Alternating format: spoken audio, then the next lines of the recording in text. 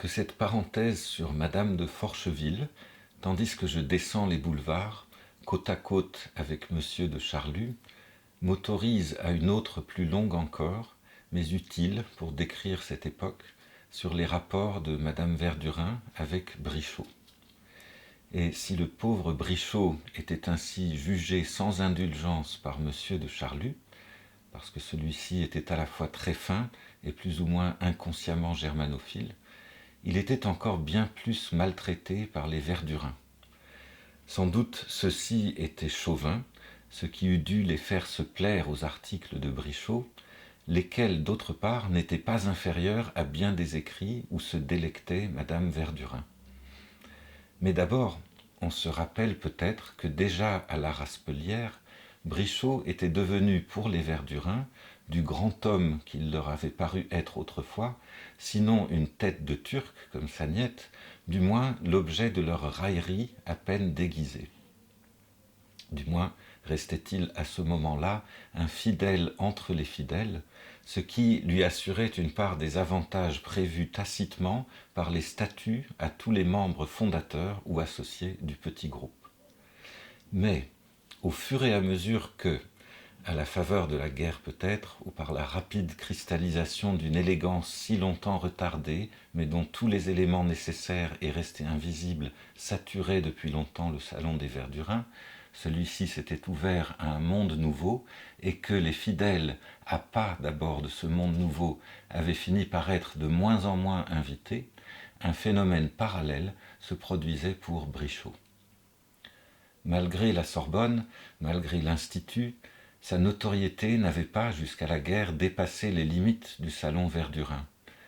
Mais quand il se mit à écrire, presque quotidiennement, des articles parés de ce faux brillant que l'on a vu si souvent dépensé sans compter pour les fidèles, riche d'autre part d'une érudition fort réelle, et qu'en vrai sorbonnien il ne cherchait pas à dissimuler, de quelque forme plaisante qui l'entoura, le grand monde fut littéralement ébloui. Pour une fois d'ailleurs, il donnait sa faveur à quelqu'un qui était loin d'être une nullité et qui pouvait retenir l'attention par la fertilité de son intelligence et les ressources de sa mémoire.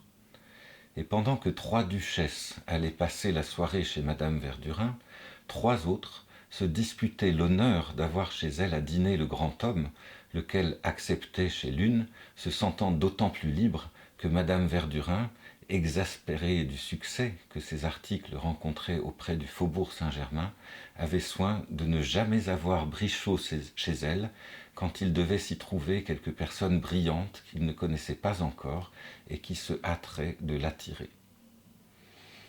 Ce fut ainsi que le journalisme, dans lequel Brichot se contentait en somme de donner tardivement, avec honneur et en échange d'émoluments superbes, ce qu'il avait gaspillé toute sa vie gratis et incognito dans le salon des Verdurins, car ses articles ne lui coûtaient pas plus de peine, tant il était disert et savant que ses causeries.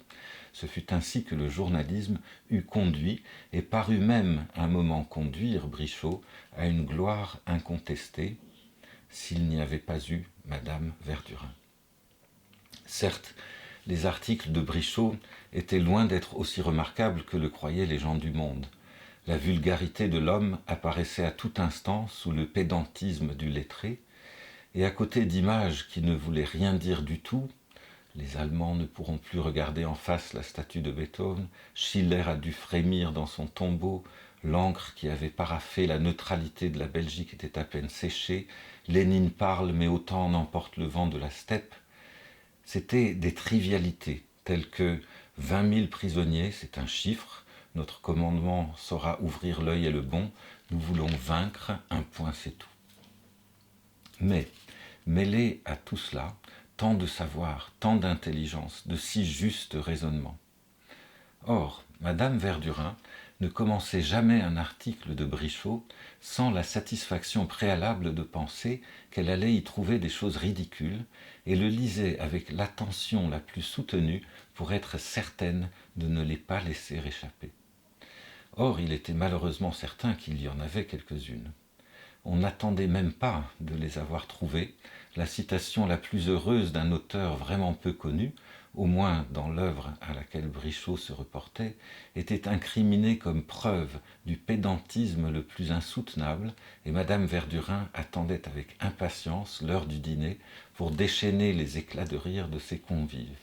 « Eh bien, qu'est-ce que vous avez dit du Brichot de ce soir ? J'ai pensé à vous en lisant la citation de Cuvier. Ma parole, je crois qu'il devient fou. » Je ne l'ai pas encore lu, disait Cottard. Comment ? Vous ne l'avez pas encore lu, mais vous ne savez pas les délices que vous vous refusez, c'est-à-dire que c'est d'un ridicule à mourir.